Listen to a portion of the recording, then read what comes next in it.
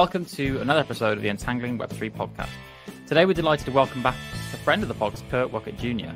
Now, last time in episode 44, Kurt outlined the history of Bitcoin, and we sidelined his other side hustle as a Bitcoin miner. So today we've asked Kurt to wear his other hat as a miner and ask him about the economics of Bitcoin mining, how it all works, and where it's going to go in the future.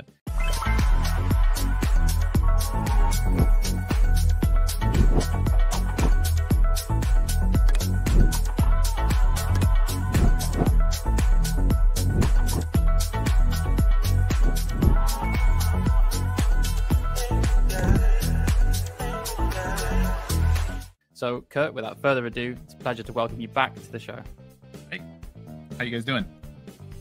Yeah, not too bad on our end. I mean, we tried to get too much into the last episode, and you can talk, and it's so interesting. We didn't want to stop you, and we kind of went down the rabbit hole of Bitcoin, its history, and it was so fascinating. So we had to split you into a two-parter, and today we're going to get into the world of Bitcoin mining, which should be extremely interesting and exciting to dive into. Yeah, no, I honestly, it's one of my favorite appearances in the last year or so, because most people don't want to take the time to kind of get all the way into it, and so you get that surface level conversation of a few things, and it's like, oh, that's a curiosity, but when you really take the time, it really starts to be like, wow, that's there's a lot there. So no, I really had a lot of fun, and I'm really glad to be back. Yeah, I mean, our style is when someone is as passionate and kind of knowledgeable as you are, we just let you go and just don't try to get too involved. But yeah, today we're going to be talking about Bitcoin mining. So let's just kick it off. Explain to me and Jack, like we're 5 years old, what is Bitcoin mining? What does it actually mean? Well, here's another start to a 2-hour question. In the beginning. There you go. Mining. So mining is simple, but it's not easy, right? And I think it's really important to break it down into what's actually happening. In a very basic sense, we are just competitive accountants. And so when somebody broadcasts a transaction to the Bitcoin network, they sit in a sort of limbo. And people use a term called the mempool, but it's actually not a monolithic, unconfirmed transaction set. It is each individual computer on the network has its own unconfirmed transaction set. And generally on well-connected computers, you should expect that to be near 100% the same on every computer. But when you have lots and lots of transactions, it's less likely that they are going to be the same data set. So what we are doing is that individually, each computer that is quote unquote mining, we're competing to reconcile unconfirmed transactions better, faster, cheaper than the other computers that are trying to do the same thing. And if we are so lucky to be the ones that do two things, both confirm that all of the transactions in our proposed block are valid Bitcoin transactions, they haven't broken some fundamental rule of Bitcoin, and if we have a sufficient proof of work and we find a valid hash first, then we get to propose the next block to the blockchain. And so there's a lot going into each of those steps, but that's the most basic thing is we're basically digital accountants in a never-ending competitive race to be the next computer to add a reconciled block to the blockchain.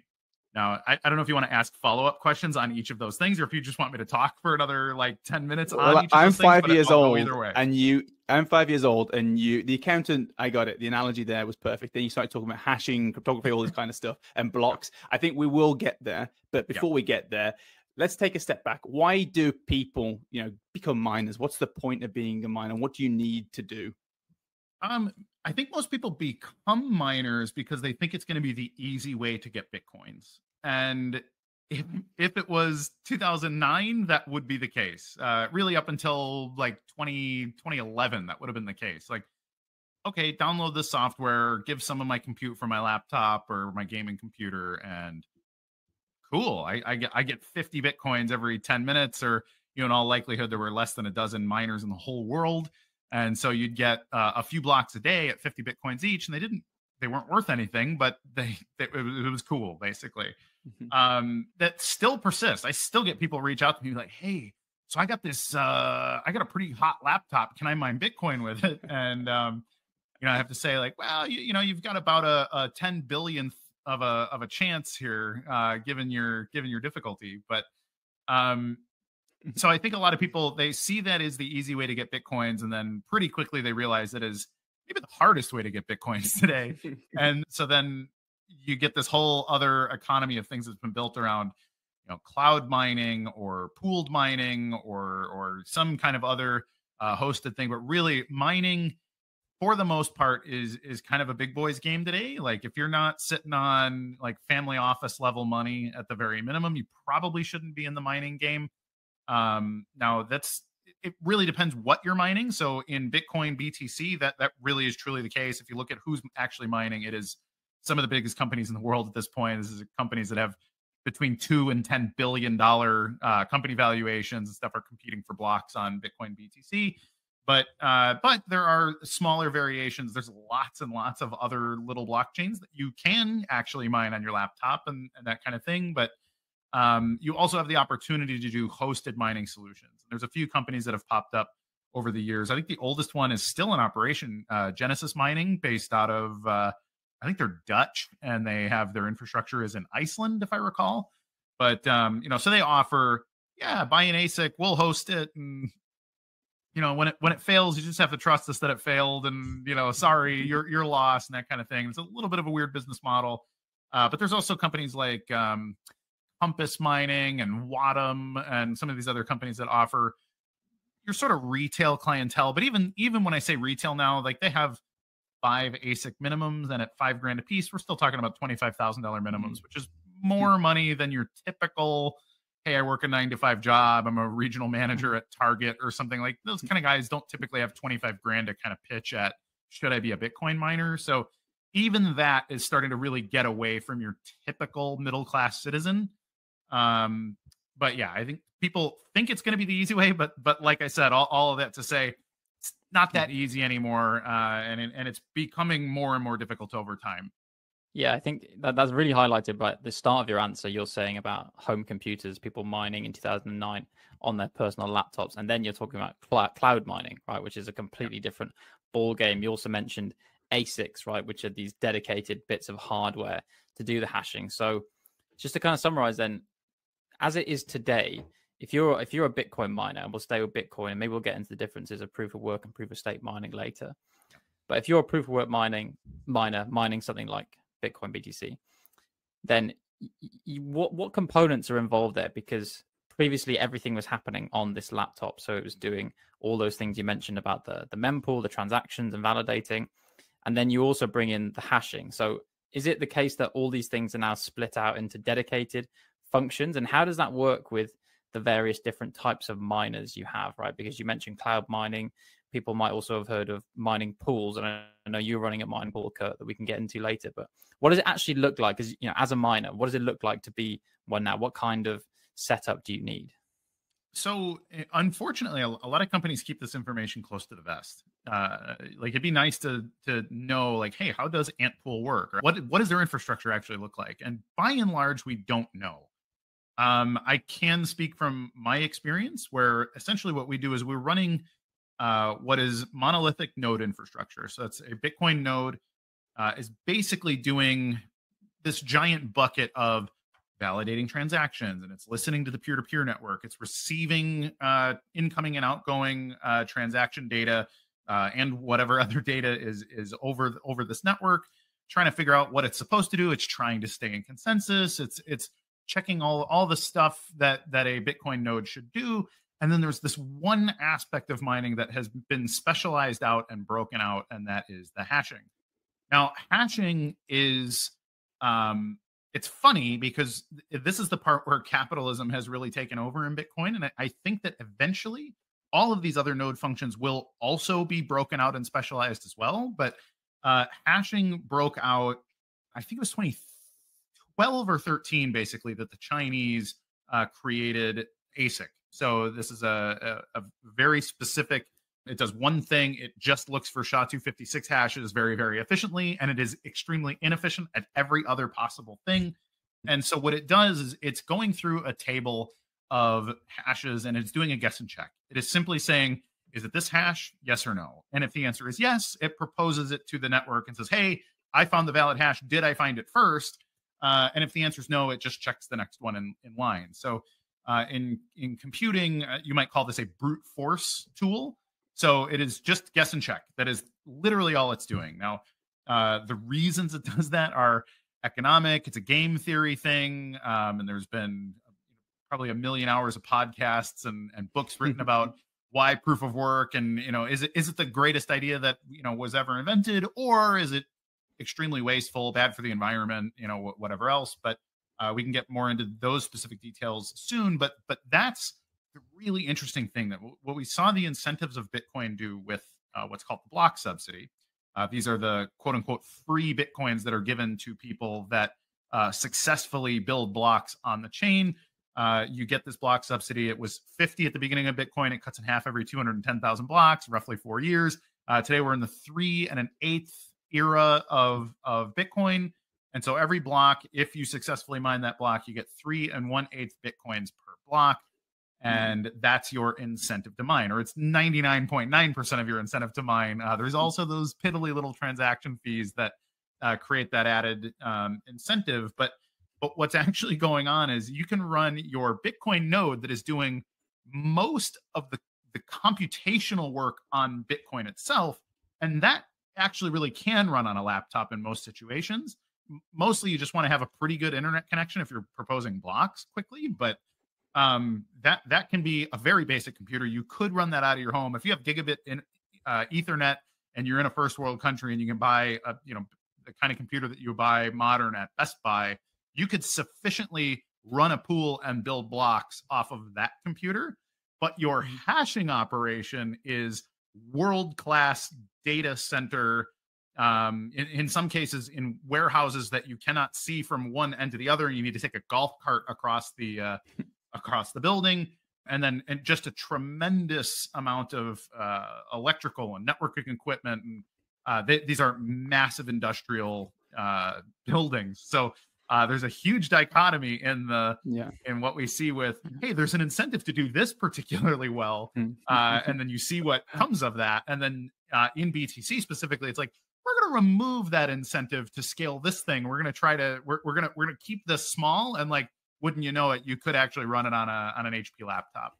And so that's what that looks like in a very basic sense. And there's a lot of little details that go into, well, why would you do it one way versus another? And again, some of that is proprietary. Your big pools are not telling you what their stack looks like because it's part of their competitive advantage against the other big global pools. That makes sense. And I think you've touched on a few different topics there that I'd like to jump into in more detail. So one is the idea of, I think someone explained like Bitcoin, or one of the main benefits of Bitcoin to me, in really kind of layman terms, as previously we had trust in entities. Everything online was around trust in entities, people stamping us, knowing the brands, all this kind of stuff. And one of the things that Bitcoin did was really remove that trust in entities and moved it to a trust in hash or compute. And then, like you say, because of that, there's been an absolute kind of battle to see who can provide the most hash, the most compute, to be the most trusted and the person that's getting the most transactions on Bitcoin. But then, like you say, it's kind of hard to get into that space because they're dominated by these big players that are like billion-dollar companies right now. So then, like, we look at alternatives that are out there, and like a big movement in the last few years has been this idea of moving away from proof of work on some networks and moving towards proof of stake. And take Ethereum for example, they have tens of thousands of what they call validators, no longer miners, because miners isn't maybe the sexy word anymore. Like, what's your take on that? How does that differ? What does that mean for the networks? Do you think it's like a feasible thing to push forward? What are the advantages, disadvantages? So, like a lot of things, the actual issue is more philosophical than it is technical. You get a lot of people that want to turn everything into a technical conversation and say, well, the math says, and it's not really that kind of thing. So the actual problem that proof of work solves goes back way before Bitcoin, about 20 years before Bitcoin, and it's kind of the problem with spam email, just junk. Basically, what is junk data? For people who don't know, there's something like 10 trillion emails a day are sent around the internet.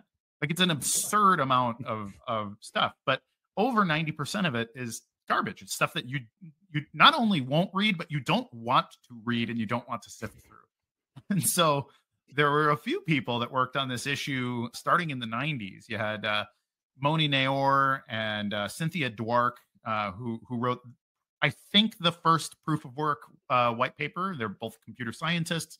basically talked about how do we create some kind of an opportunity cost for people to send an email, and essentially make it that your mailbox will not receive an email unless there is a sufficient amount of proof of work, making it that it's very easy. It is essentially free to send an email or an important email to somebody that you know, but it becomes very impractical for monetary reasons to spam people. So it sucks to send 10,000 emails. And so you knock that back heavily and, make it that it's only for ROI. Now you also have the same kind of thing. Essentially, Adam Back wrote 99% the same white paper about 7 years later, the Hashcash white paper, which he gets an incredible amount of credit for inventing, even though he literally didn't invent the concept. And then the first practical application of this was actually written by Hal Finney, who we know worked with Satoshi Nakamoto in Bitcoin. Looks like the first week of Bitcoin launching, Hal Finney definitely was involved. There's been some theory and speculation that maybe he is Satoshi Nakamoto or maybe worked with Satoshi before Bitcoin was launched and whatever. So we don't really know. Hal died a number of years ago. We don't know Hal's whole history, but Hal wrote RPow, I think he called his white paper that solved this problem, but had a practical implementation of the software as well. Although it never was released commercially or anything like that, but he at least showed like, hey, no, here's how this actually could and should work. But sorry again for the history lesson, but I love it. What they were solving for there is basically there's this problem in computer science with trusting entities when you can't shake their hand physically, right? So they call it the Byzantine generals problem. The way it's explained is, okay, so you have invaders from Byzantium, the old Constantine, the Christian empire of Eastern Rome. If you're trying to surround a city, how do you communicate without like a phone or whatever? So back then you'd have to send riders or birds or something, but how do you know that the information that you've received was not intercepted or tampered with in some way during that journey? And the answer is you don't.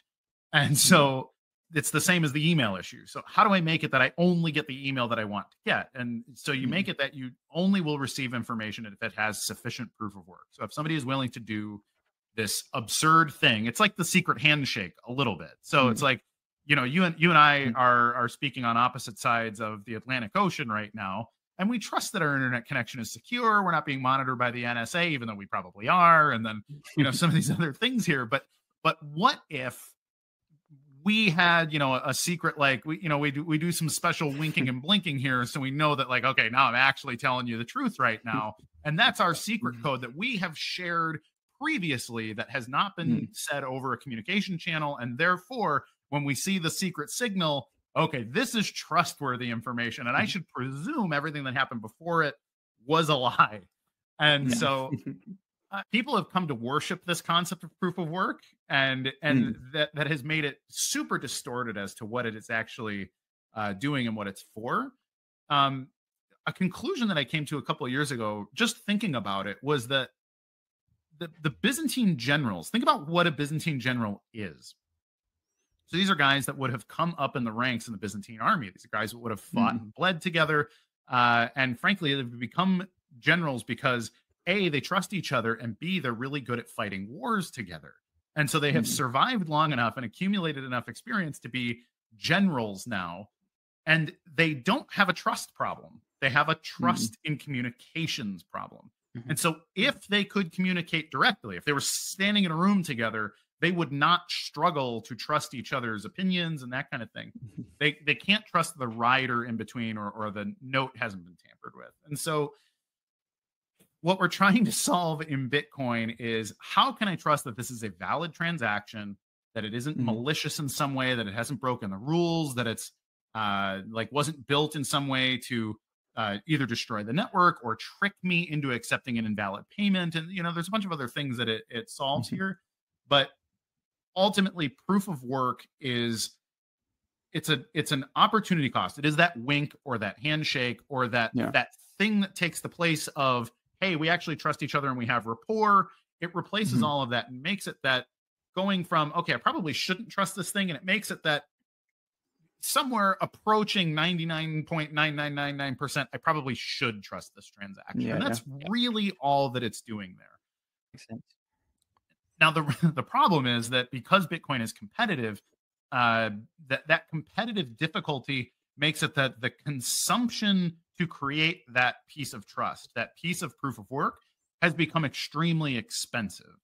And that starts to introduce a new trust problem in that, okay, if only a billionaire or a consortium of corporations and millionaires and financial titans can participate in this trust, why should I trust them at this point, right? And so you do have a little bit of an economic problem here with, you're creating this new level of centralization. I don't trust Larry Fink and Jamie Dimon and the kind of people that have invested into things like Foundry Pool or Ant Pool. So you start to have a new trust problem that has been created here. And then you also have this massive consumption issue, which consumption of electricity is unfortunately a very divisive political issue. And so you get your sort of environmentalist contingent saying like, okay, why would we be spending all this money on creating this trust? Isn't there a more energy efficient way to create trust? And so they've created proof of stake. Now, what proof of stake does is instead of burning a ton of energy to convey a trustworthy message, it is simply, you should trust my message based on how much of the asset that I hold. And it's much more easy from an energy consumption level, but that also has its own trust issues. Because just because you're rich doesn't mean we should trust you. It's actually the same problem we have with trusting a giant pool. Is like, well, which cabal of bankers own this pool, right? And it's the same thing. It's which cabal of bankers own these Ethereum validators. And so we actually did solve this problem with Bitcoin. Bitcoin solved the problem, but it created a spillover effect of new problems that we need to solve. And those solutions probably aren't technological. And I think I said it 20 minutes ago, but most problems are social. And so if we can simplify a problem and solution and make it that people can understand, okay, what is the trust model? And what is my risk model? Because again, we're just trying to be better than previous things. It doesn't have to be perfect. And I think this is actually why we have 20,000 blockchains that all do very slight variations of what the other one does, because well, that blockchain isn't perfect, and damn it, I'm going to build a perfect one. And that's really a big problem. Like, we need to be okay with a maybe 25x improvement on what existed 10 years ago, because we've approached 99.99999 out to like 6 decimal places. Like, we're that close to perfect, and damn it, that's okay. But it's not really okay for your typical neurodivergent computer science type who wants to say like, no, if I just come up with better math and better software and better whatever, like I can make this an actual perfect system. And sorry, and it's led to that exact situation that you explained, right? Thousands of different blockchains, and there are hundreds of different consensus protocols, because proof of work would be broadly described as a consensus protocol. It's how does that group of Byzantine generals reach consensus on, which fort to attack or something. But in this case, it's which block to add to the blockchain. And then proof of stake was kind of inspired, but then said, oh, we need to change things because of the energy consumption or whatnot. And then there are, hundreds more now. But, just going back to your description of proof of work, I really, really liked how you described it, because I think that makes it more tangible. And for anyone who hasn't heard of this email proof of work problem, right, the fact that there were these little proof of work challenges associated with emails to stop spam, that basic idea of essentially having what people call a costly signal, right? You have to put some level of cost into sending that spam email or that email to prove that there is some cost. Because if there's no cost associated with it, then you can just spam. There's zero cost to replicate. There's zero cost to do this millions and billions of times. If you don't think this is a problem, then look at, the proliferation of bots and fake accounts on Twitter. That's because it's effectively free to use, right? That's the kind of analogy. And then one thing we should touch on about, again, sticking with proof of work and what the innovation of Bitcoin really is. We touched on it last time, but I think personally, it's very much around the difficulty adjustment algorithm, right? So that little problem that you're adding to the email, that little challenge, that is a very low difficulty challenge, right? Because you don't want to stop all emails. There might be some useful ones, and you're not gonna get one of these special devices and compute these things every time to send an email. So the difficulty of passing that challenge is very low. But in Bitcoin, the difficulty of passing the challenge, i.e., of creating a valid block, is dynamic. So it's not fixed, and that is essentially, if I'm right, the reason that we have these big mining operations now, right, is because the difficulty of adding new blocks is always changing, and it's based on that competition element that you said, right? So it's that combination of making it adjustable and then also having people compete to add these blocks, right? That then introduces a block difficulty that is gradually increased over time and is always changing. Is that roughly the reason why you think these have happened? Correct. Yeah. So Satoshi Nakamoto was brilliant in setting a few variables that are always targeted. One of them is the 10-minute block. So if you add a lot of hash power quickly, that block time will speed up. But when it speeds up, the network is designed to raise the difficulty of building blocks such that it achieves an average of 10 minutes at any difficulty. So even if you added all of the compute in the world to Bitcoin, there would be some time where blocks would be fast, but the difficulty would change, and it would slow that block time back to 10 minutes. So it's always trying to achieve that 10-minute window.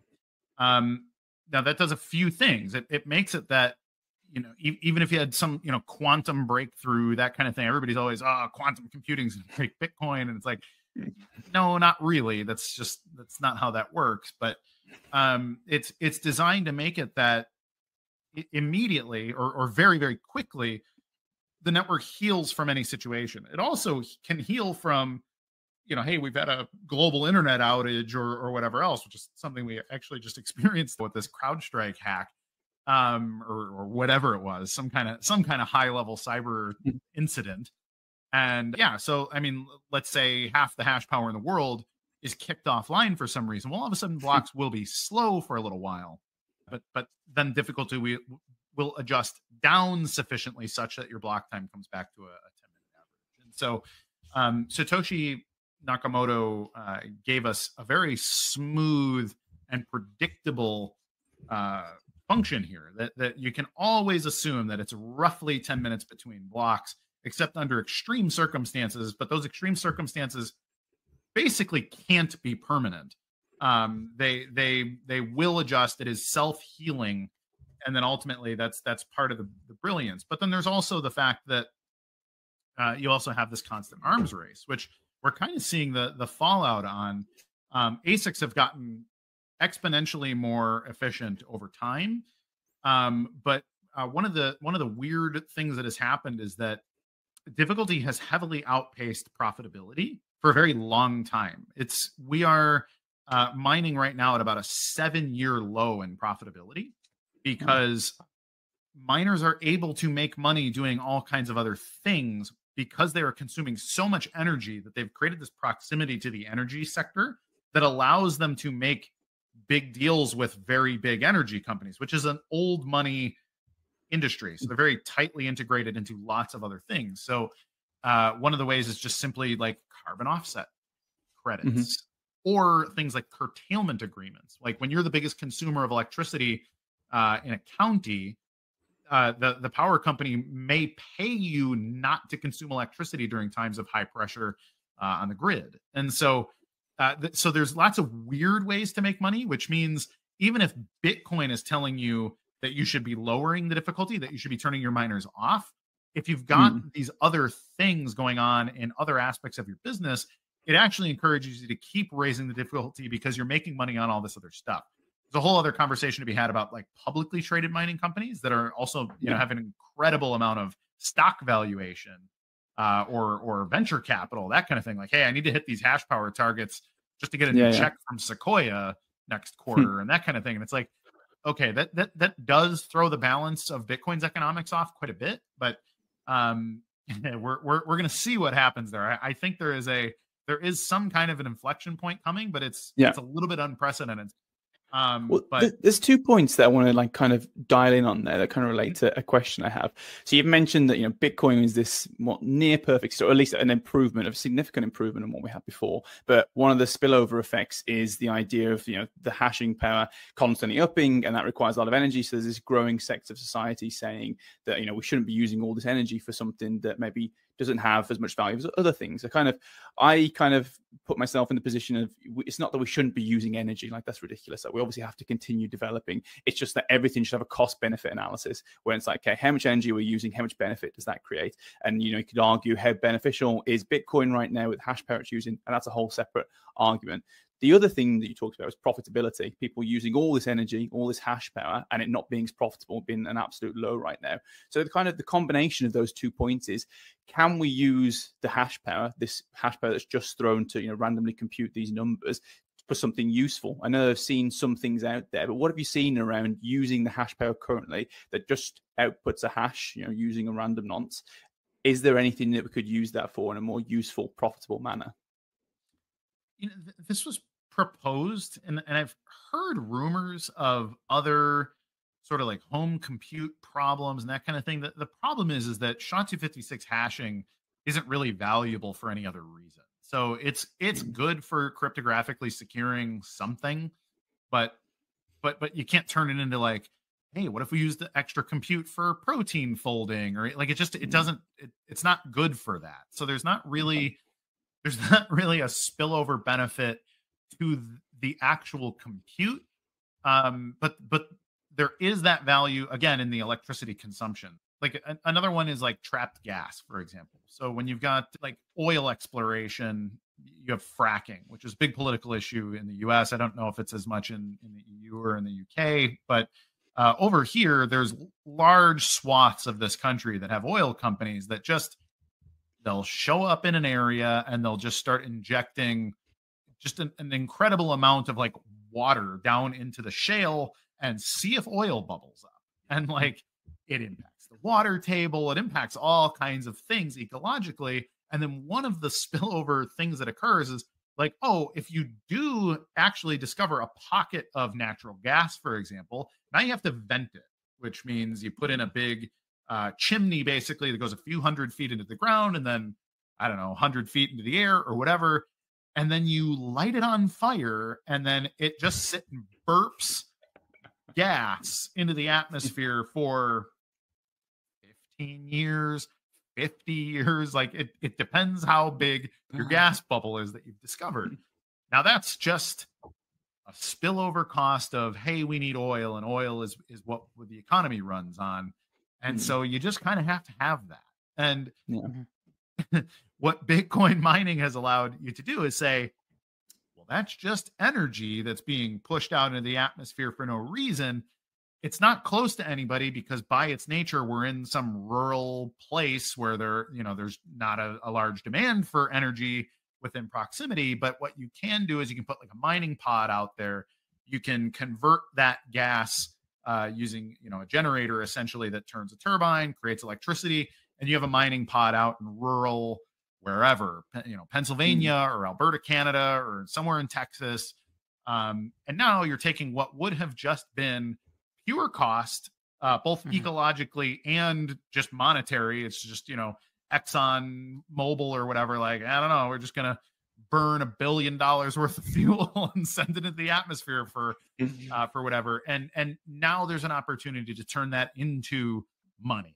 Like now that can be a profit center in your business. So that's a way that you can sort of repurpose Bitcoin as a way to take energy that would otherwise just be wasted, both ecological and monetary cost, and turn it into, hey, we're now at least digesting that fuel one more time. We're releasing a perhaps less toxic gas as exhaust, and we're turning it into a potential profit center in our business. So that is a way that you get an added spillover benefit from hashing. But as for the compute itself, SHA-256 really is not good for doing almost anything else other than just simply making a hash. And so if you can find another way to make hashes as valuable or more valuable than Bitcoin hashes, well, power to you, but I don't know what those things are. I hope that was a pun that you put all power to you in there, pal. But we'll skip over that one. Yeah, I've heard the arguments on both sides, right? So as you put there about using creative energy sources that would otherwise be wasted or cause just a net negative, and even things like surplus power in the grid, right, that might not be used and it's hard to store. If you just co-locate a miner somewhere, at least you can earn some money from that for local government or something. So I've heard that, and I'm more convinced by that side of the argument than the other side potentially, which says, can we use the wasted energy of Bitcoin or other proof of work mining for things, right? Partly because most of that wasted energy is from heat, right? So it's very inefficient. The ASICs themselves get very hot. You can kind of recycle some of that heat, but it's not the most efficient way to do it. You're not going to capture a huge amount of that value. Listen, Kurt, we've had an hour and a half at least with you now, and we have still failed to talk about you. So I'm determined we're going to do it. Okay, so let's move on to Gorilla Pool now. Okay, so we mentioned before you run your own mining pool, Gorilla Pool. What does the pool mean in Gorilla Pool? Like, what is? Because you've heard this term mining pools. What does that actually mean in practice? How does it differ from a solo mining setup in your eyes? So yeah, when you have hashing and hashing becomes competitive. Now I'm not a trust fund kid, and I never worked at JP Morgan or Goldman Sachs, and so I just never had that much money to get into mining. But when I got into mining in 2013 that I actually started to mine, it was right at the cusp where you maybe could have solo mined profitably, but by the time I got my stuff set up, I had missed that boat and difficulty had run away from me. And that was kind of the beginning right there, that 2013 to 14 era when Bitcoin difficulty made it that a typical person could not practically profitably mine Bitcoin anymore. And so the next level sort of cooperation tool was created at that point in saying that, okay, I'm not big enough myself, but if 5 of us got together and we were able to pool our hashing power together, maybe we could solve these puzzles. Actually, don't ever let me use the word puzzle, because you are not solving a cryptographic puzzle when you mine. That's the oldest trope in the book. It is old and it's wrong. Like, it is completely fallacious. But yeah, no. So if we can brute force this hash table together as a group, we can share it relative to your contribution. So if I'm 10% of the pool, when we find a block, I get 10% of the reward. And so that is, in a very basic sense, what a pool does. Gorilla Pool is a BSV exclusive mining pool. BSV, not all of your audience will know what it is, but it's a derivation of Bitcoin, or a fork is the more typical colloquialism. And basically it is a competing variant of Bitcoin, and it is also too difficult to solo mine unless you're quite wealthy. And so I created this pool with a couple of my friends in the space, simply because we wanted to have like a community-led pool in Bitcoin that was not super corporate. I am not like a IBM suit and tie kind of guy. I wanted to have a basically a meme pool, and so that's what we created. And basically anyone can point their ASIC, or they can rent hash power anywhere they want, or they can build their own industrial size hashing location, and they can point it at Gorilla Pool. We have an open API that allows you to just contribute hash power. In fact, we have a mystery hasher that shows up with about 80 petahash, which is something like $4 or $5 million worth of equipment, and just points it at the pool essentially every night for the last 6 weeks, and which makes me think he's in the Eastern Hemisphere somewhere, because he's trying to hash on us during his daytime. But yeah, they come mine with us, but it's an open pool. Anybody can mine with us, and when we find blocks, you get rewarded your contribution relative to the total size of the pool. And in a very basic sense, that's Gorilla Pool's mining operation. That makes sense. I guess you kind of said earlier that these kind of, when you have these solo miners, these big operations, they keep the cards close to their chest, and we don't really know how to set up. And so I guess it's all about the technology and the efficiency and all this kind of stuff. So what's the USP from like a pooling standpoint? Is your USP compared with other pools that you have like light touch, you're low friction, anyone can join? And also, what do you mean when you say, they can point hash to you? What's the actual role that the pool plays with that hash? So yeah, we run Bitcoin node infrastructure. So we're doing like validation of transactions. We're collecting unconfirmed transactions into our mempool, and then we're providing extra infrastructure to allow commercial like application builders and stuff to connect and use us as an infrastructure partner. And for that, we build blocks as part of our operation. And so what we're offering that nobody else in BSV is offering is I'm pretty sure we're the only public pool right now. Tal is the largest mining operation. They're I think Canadian-based corporation, but they have hashing operations all over the world themselves. And then there's a few other pools, like Mining Dutch is another, which as their name would imply, they are Dutch miners. And then there's a couple others that sort of pop in and pop out and mine on BSV, but we offer a open public pool. So anybody, like, you don't have to give me your information in order to mine BSV with us. You can simply just use our IP address and a simple string that we publish publicly, and you can mine with us. Now, when I say hashing separately, or you can have your own hashing operation, it's literally just us sharing our block candidate and then also our table of hashes. So we have a table that the Bitcoin network gives us in order to look for what I like to call the magic number, but it's literally just a hash with a sufficient amount of leading zeros. So 0000000, then a cryptographic string of random numbers and letters. And if we collectively find that hash together, we build the block. And so you can be anybody. You can be a guy with a 10-year-old ASIC that contributes almost nothing, or you could literally be, Jihan Wu, I think is the CEO of BitDeer, which I think is based in Tennessee today. One of the biggest hashing operations in the country. Like, you can point at Gorilla Pool. It would take you 2 minutes to switch your hashing operations over. You'd be, the biggest. Gorilla Pool would be 99% of hash power if we got all of BitDeer's hash, but that would be a thing that could conceivably happen for anybody with SHA-256 infrastructure. So that's what is typically mining BTC, BCH, and BSV. It's all the same infra, and a number of pools and hashing operations will sort of arbitrage their hash power to chains depending on profitability. This is kind of a way to skirt the difficulty adjustment. Like, hey, I'm not so profitable to mine BTC, so maybe I'll mine BCH right now. And then if the price of BSV spikes suddenly and none of the other ones do, like, all of a sudden you'll see that arbitrage immediately sort of move over, mine profitably over here, and then it drives the profitability back down, and then it spreads back out evenly. But there's this constant ebb and flow of like profitability discovery occurring among those chains.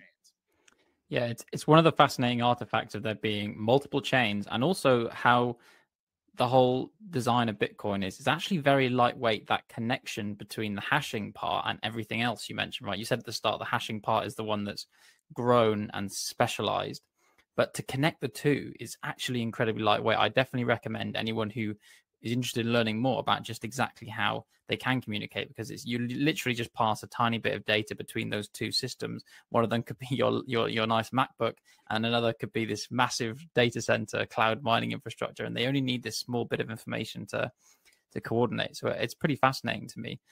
One other thing I think is worth mentioning about Gorilla Pool specifically, actually, from what I've seen, is you're somewhat of a pioneer in mining services, because I've seen you tapping into data services, right? So you said that mining is quite unprofitable right now. And it seems to me you've started looking at what I think is a very untapped revenue source, which is miners are procuring this data set. You're building the blockchain, you're adding blocks.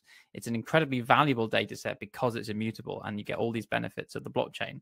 Why aren't people charging for access to certain data on the chain? Why are they not charging for certain indexing services? And then I saw Gorilla Pool, and that's exactly one of the things you guys are offering, right, with JungleBus. So can you talk us through that data services aspect? Because I think very few people do acknowledge this, and I think it's really interesting. Yeah.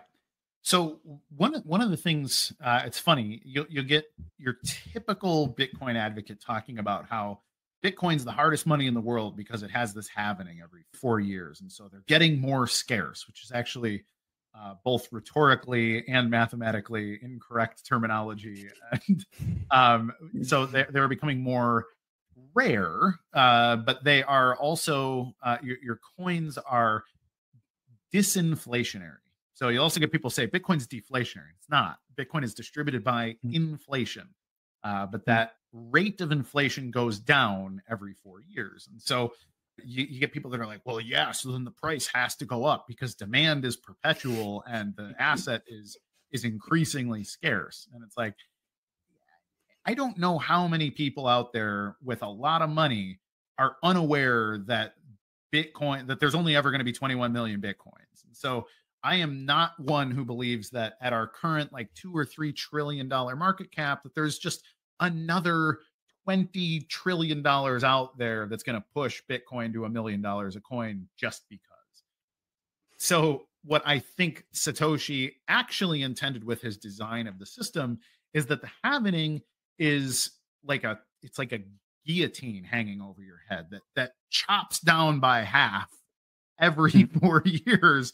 And the only way to pull your head out of that guillotine is to find ways to monetize Bitcoin that aren't the subsidy, that block reward that we get every 10 minutes and that cuts in half every 4 years. And so I am an extreme minority on that position. I am the maybe the most bullish guy on the technology and the least bullish on its like perpetual yeah, bro, it just gets more valuable because there's just more people that want it and the asset is finite. Now that's an aspect of Bitcoin's value. Like I don't disagree that is one of the ingredients, but the actual valuable thing, the thing that Bitcoin is valuable because of is the data. Like Bitcoin is a data money. Andreas Antonopoulos used to call it the internet of money. And he wrote a whole book about, hey, it's valuable because of all these things about data and money that when you integrate them, they become more valuable. And so I've said a number of times in public that data it's the most valuable asset in the world today. And it's the most undervalued asset in the world today at the same time. So no other asset gets more valuable as more of it's created. But data is that, because the data becomes more profound and it becomes more sophisticated, and it just continues to add resolution to our lives as you get more data. And so that means there's an incredible opportunity for the monetization of data. And if you have a tool that allows you to monetize every byte of data in a way that is exponentially more efficient than any other tool can monetize every bit and byte of data, well, then you're sitting on what I think is the absolute goldest of the golden goose eggs. And there's like 12 people on earth that agree with me on it at this point, which I think puts me ahead of the curve. I'm either completely insane or I am like Christopher Columbus level, explorer here.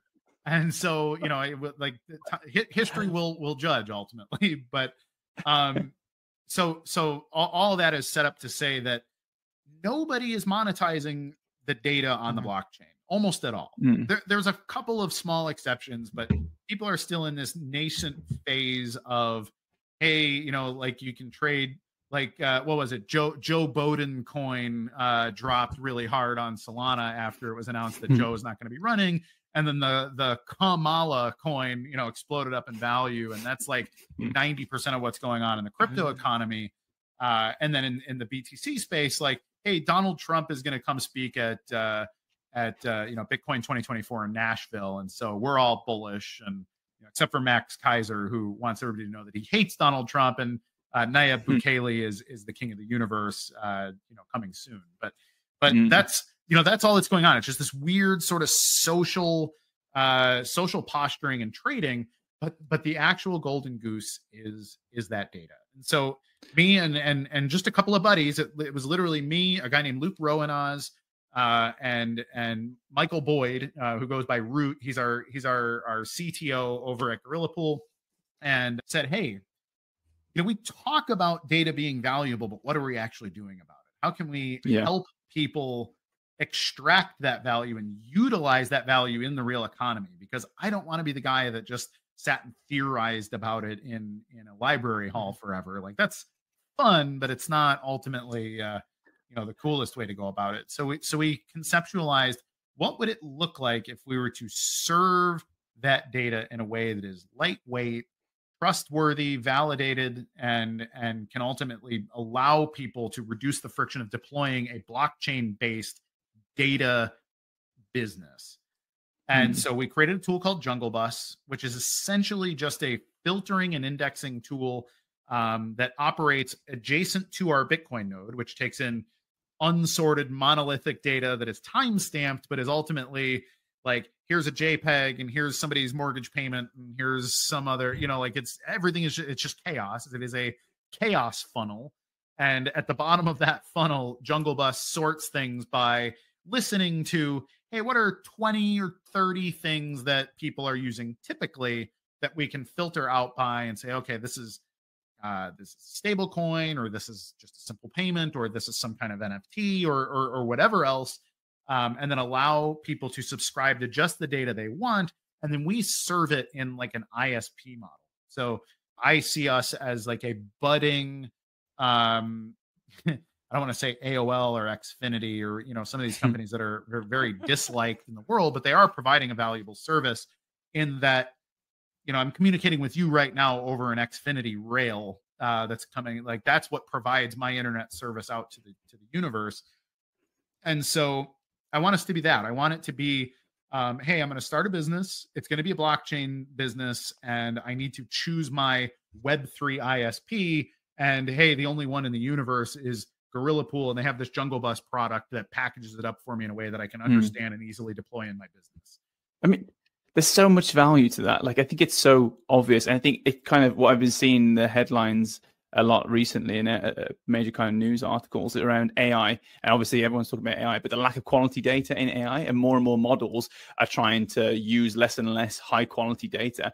And I think not only is this going to be an obvious thing for people, for entities, but training AI models going forward is going to need this high quality authenticated data. And being able to attach value to the exchange of data, which is something I think is severely underutilized in blockchains generally, is going to be a whole economy. I think you're definitely, you and your 11 disciples, whatever it is, are going to be ahead of the curve in this stuff. I think that's definitely a huge opportunity going forward. Yeah, I certainly hope so. I think AI, among all of its other benefits, I think that one of the big things that AI has taught a lot of normal people is that data is valuable. And also that bad data gives you really bad outputs very quickly. And so, we're kind of back at the Cynthia Dwark or Hal Finney or Adam Beck problem. Like, hey, how do I filter out this 95% trash and actually only give my AI model the cream that it should be working with so that we're efficient? And that's the next big problem to solve. I think there's a huge role for blockchain to play there. And that's really what we're hoping to do with our tooling and our stack is we're about 2 years ahead of anybody else that I'm aware of in using blockchain as a data filter, and then all of that data filtering methodology so that we can serve it to either a very simple, web-based business, or directly to, some kind of LLM, learning module or something. So we are internally training some Bitcoin thinking bots using this tool right now, so that we have a little bit of data to share with whoever comes to us first to say, hey, we heard you doing this. So we have a little bit of some proof of concept, but we are using it internally. We have a bot in our Discord group that's called Vivi. And what Vivi does is basically answer questions, technical questions about Bitcoin And it can be, as complex as, how to build very unorthodox Bitcoin transaction types, or it can be as simple as like, hey, what day did the Bitcoin white paper come out? And, those kind of things can be answered very effectively by Vivi, or at least will be able to, because we are currently training Vivi on the information we're feeding. That's very cool. I think, I say AI has I see everyone posting about the overlap of AI and Web3 and blockchain and Bitcoin. That is a new use case application. And I think people are just repeating themselves, but to know you're actually doing it rather than just talking about it's exciting. So to go back 10, 15 minutes, I think you said something along the lines of, the Larry Finks and the Jamie Dimons of the world who are kind of coming into this space and investing in AMP pools, but they're playing like a kind of, a more obvious and transparent role in exchanges, right? Like we're getting big regulated exchanges that are kind of more and more dominating the Bitcoin landscape, whereas it was previously all about the miners controlled, I guess most of the Bitcoins, all this kind of stuff, they dominated the landscape. It seems like more attention and focus and weight is being pushed now to exchanges. What do you think about that from a kind of, philosophy standpoint about what Bitcoin is intended to do and what role they're having in that? So it's interesting. I'm very publicly critical of guys like Larry Fink. In fact, I think I've tweeted his name probably half a dozen times in just the last week. I think he's a villain in this story, but ultimately, I don't think that it's purposeful on his behalf, though. So I don't think he is actually like receiving orders from a predatory alien species or something. But but I think that the practical outcomes of his behavior, and just the way that BlackRock works and all these things, I think are a net negative for actual competitive capitalism and world freedom in general. And so, while I can respect his acumen as a businessman, I think that the sum total of guys like Larry Fink having their thumb on the scale is a net bad. And here's the reason why. When you become that large, and it's funny because I make a lot of criticisms and I call a lot of people communists, and taken out of context, I think that my next couple of statements here could come back to haunt me a little bit. But ultimately, when you become so large, we saw this with Bear Stearns and some of these companies in 2008. Standard & Poor's was afraid to downgrade the credit worthiness of a few of these big Wall Street banks because we're golfing next weekend. And if I downgrade their credit, I might be the one that actually puts them out of business, because all of a sudden their debt to income ratio flips, and I'm the one putting them into bankruptcy because their books work at this credit rating and they don't work at this one. And we're all kind of trusting each other to just make sure this all works. But ultimately, it's Standard & Poor's job to give an accurate accreditation to these companies, because that's how the company works. And Bear Stearns was being incredibly irresponsible with their company, with their investments. And so we've lived through frankly, we're still living through the fallout of a lot of what happened there. But you get the same kind of thing with BlackRock, where everybody wants BlackRock's money. Everybody wants to have their business. Everybody wants to be the guy to say, hey man, I don't know, we just took a check from BlackRock, or we're a new vendor to them, or something. Like, we want proximity to that money, because they're like I don't even know, 10 or 15 trillion dollar asset management company. I mean, they basically own everything. They're like the third largest property holder in the whole world, and they own a sizable chunk of essentially every business in the world that matters. And so to be close to BlackRock is to be close to everything that matters in a capitalist society. And so the real question is what do we do? Like that is definitely too much power. Even if everyone's, good, then, it's still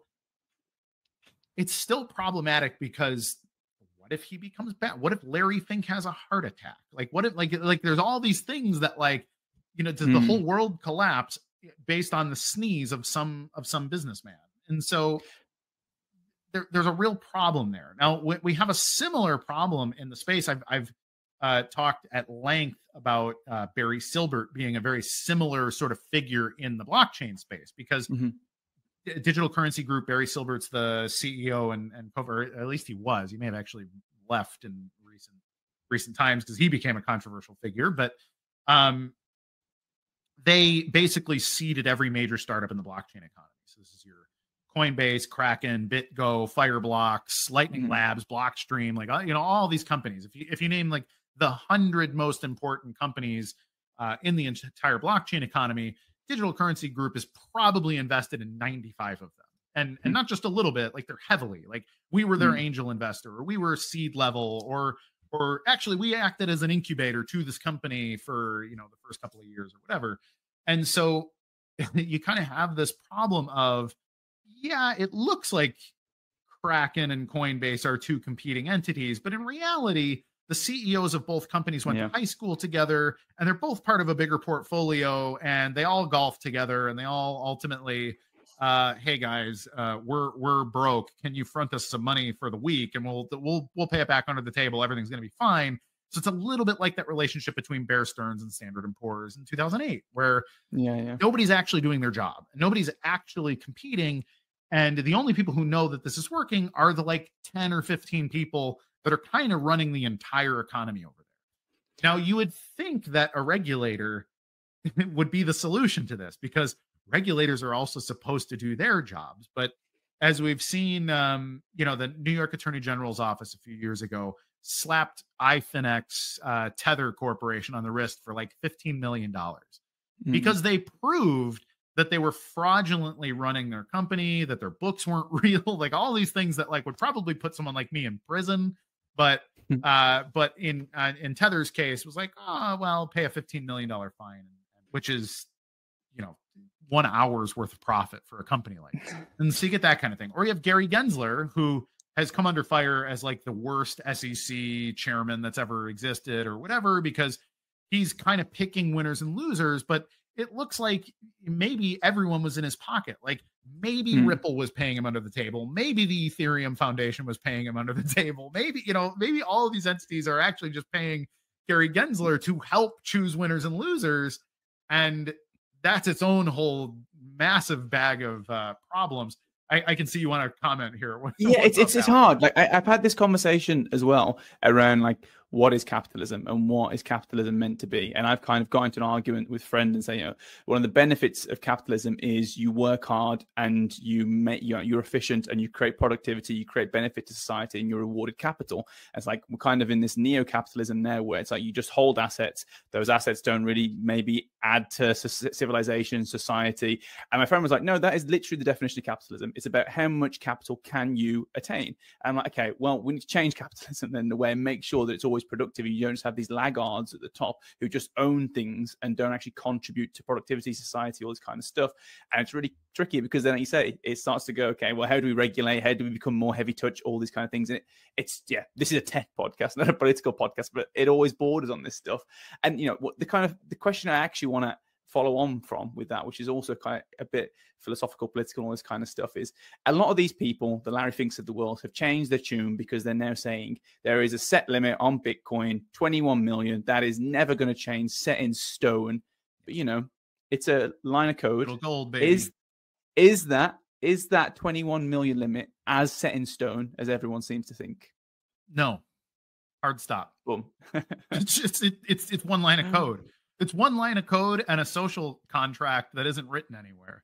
And so it's just like anything else. Like, should the block size is the block size limit permanent? Is a digital signature, or the way that digital signatures are validated in Bitcoin? Like, what is a Bitcoin?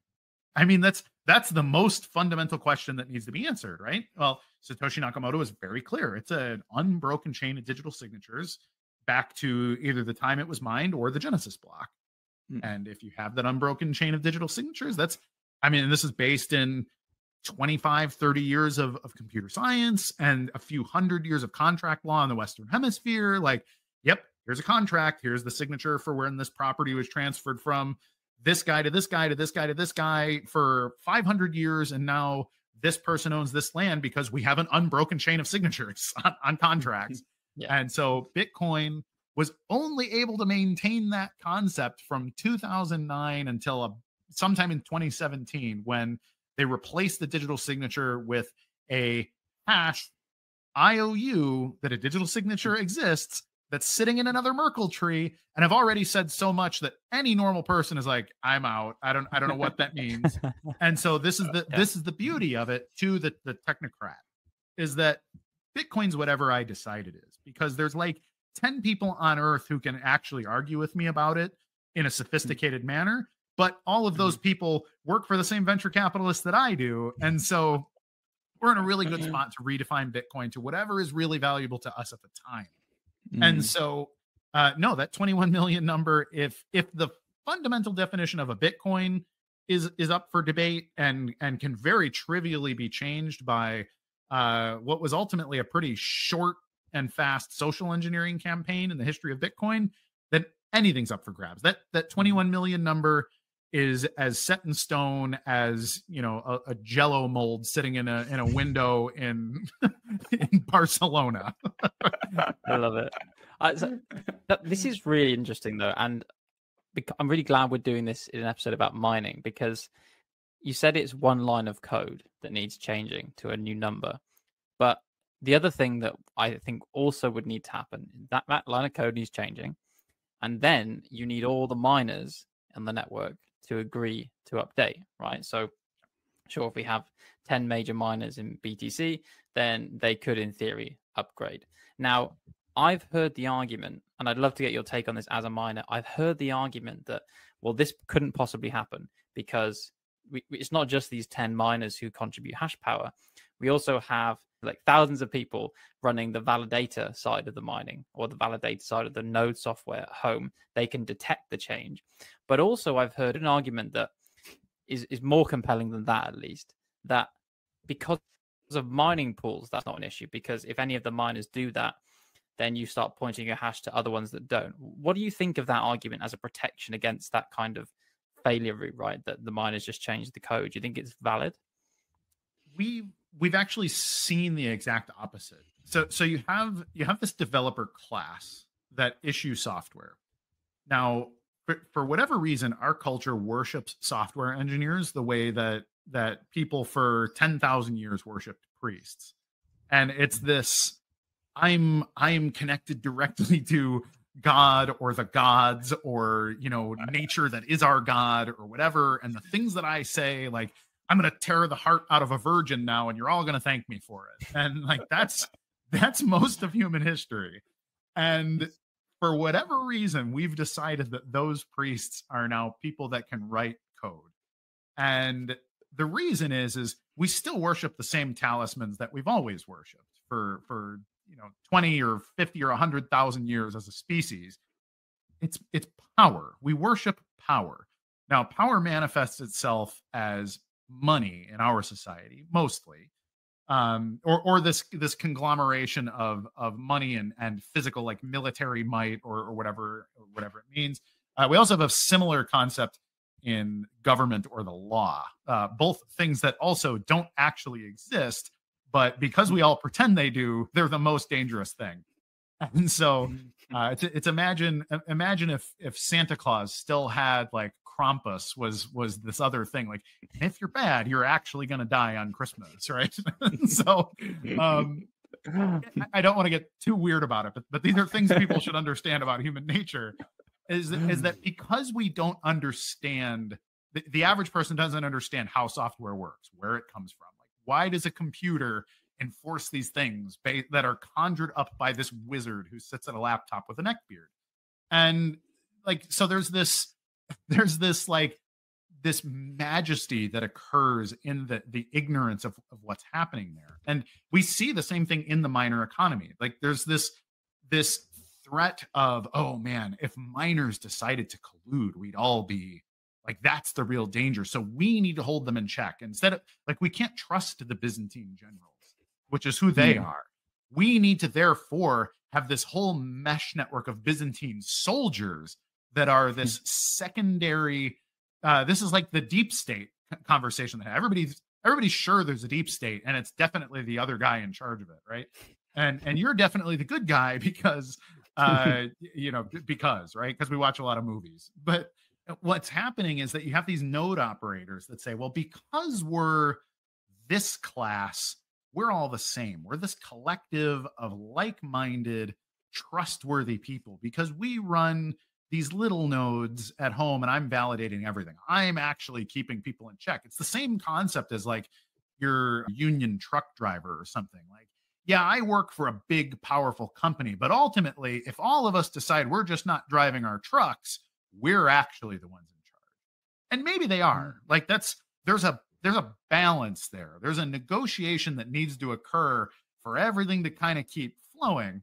And the problem is that you can only flex that might for a certain amount of time. Everybody's got like this amount of breath they can hold before everybody just needs to like take a step back and say, okay, I'm tapping out or you're tapping out. Who's it going to be?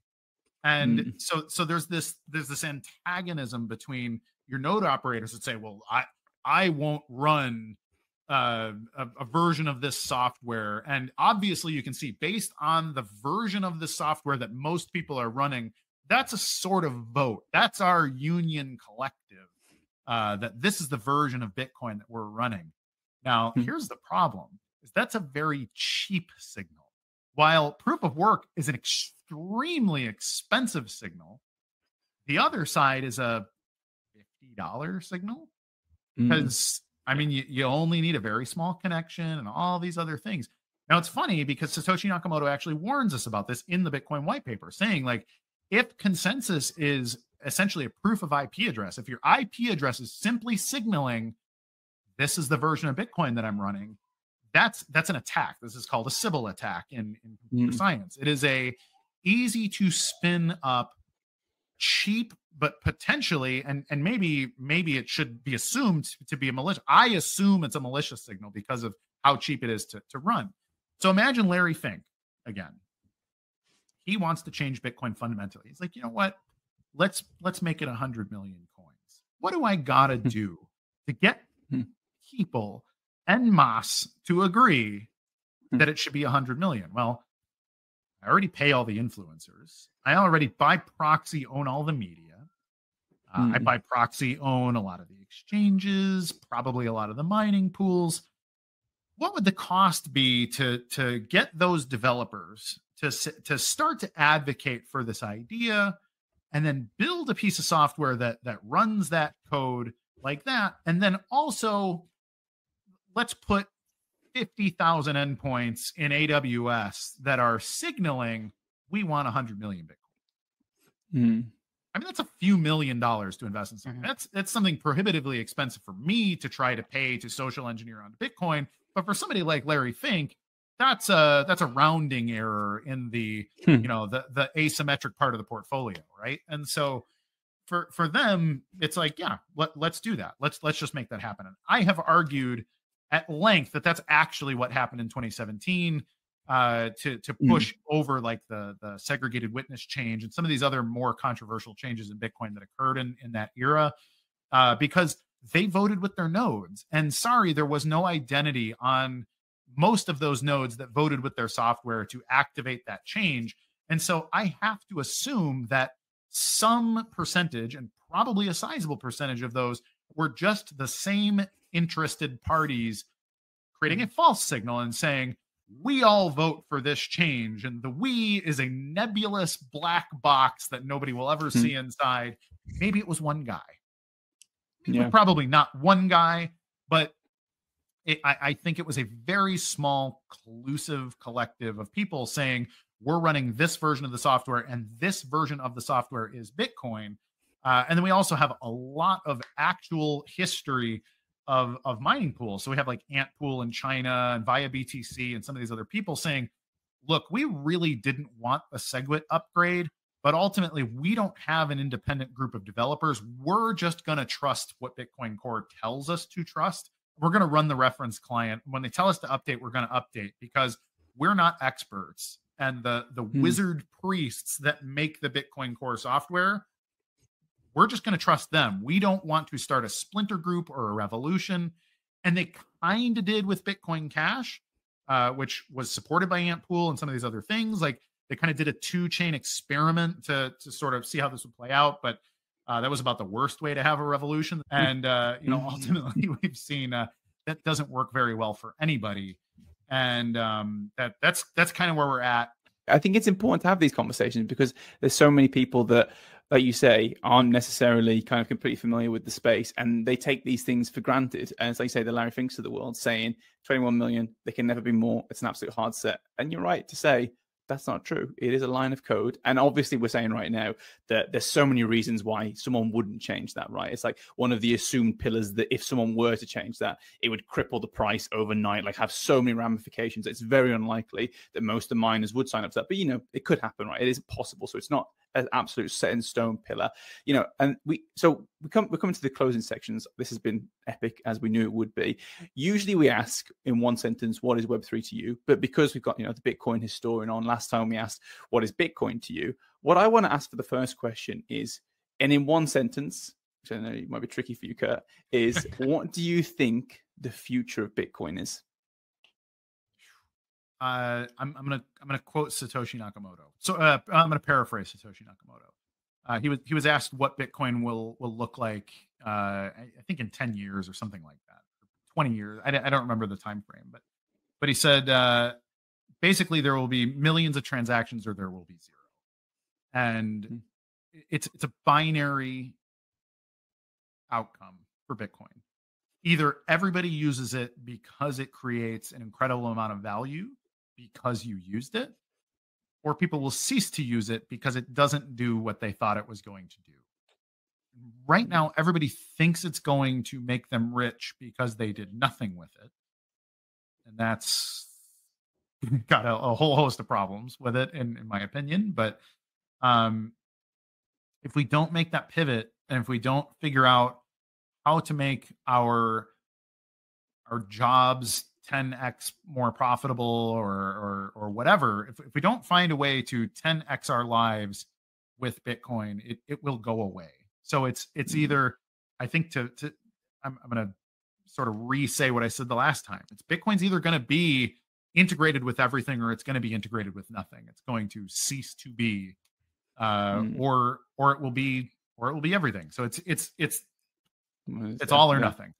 That's powerful. I like that. And the second question. So we asked you last time to choose anyone dead, alive to sit down and discuss Bitcoin with. You chose John Calvin, right, the French theologian, just to make it a bit more relevant and real time for our audience. If you could choose anyone alive today, who would it be?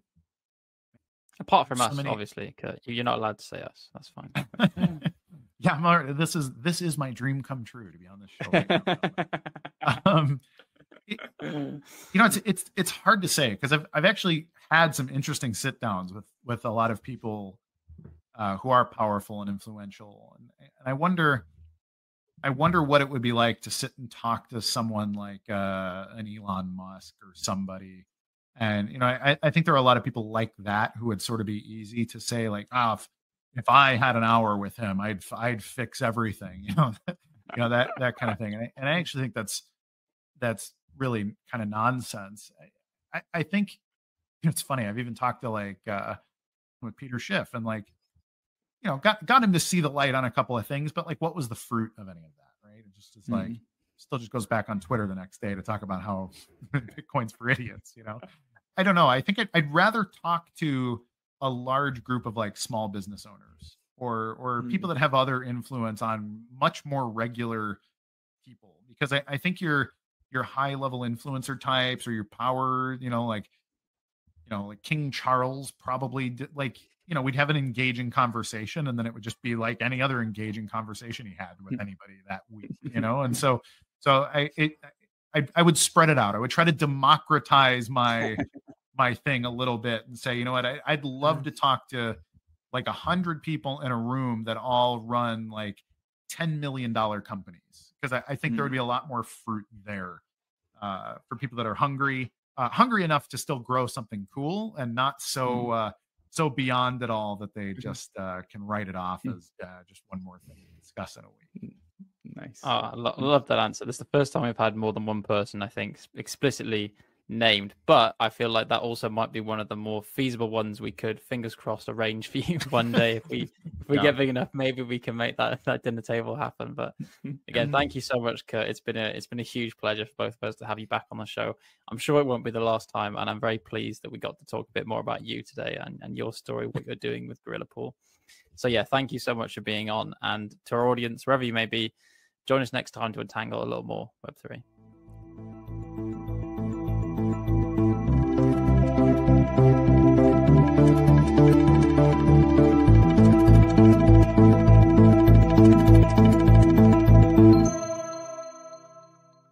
Thanks for tuning in to another episode of Untangling Web3. Don't forget to send us your thoughts, questions, and comments on social media, and be sure to follow us on your favorite podcast provider to catch the next episode. See you next time to untangle a little bit more of Web3.